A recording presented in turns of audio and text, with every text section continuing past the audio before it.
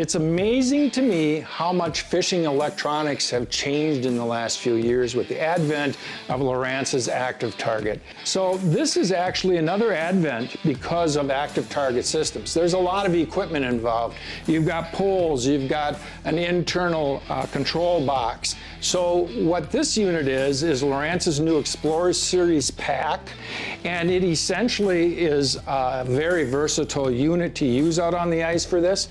When you're fishing, you can just flip down this one pack and watch your unit.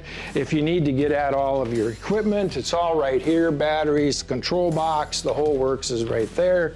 It's got actually a very sturdy internal frame. And in the ice fishing world, as we all know, things get beat up bad. So to have this type of strength to protect your equipment is incredible. You can move from hole to hole with this handy heavy-duty handle, which is nice. You don't have to move all of your equipment. It all is self-contained. And then for those of you who are walking out on the ice, you've got a really nice backpack system. So I think you're going to enjoy having all of your active target equipment all in one spot. It's going to make your fishing a lot easier.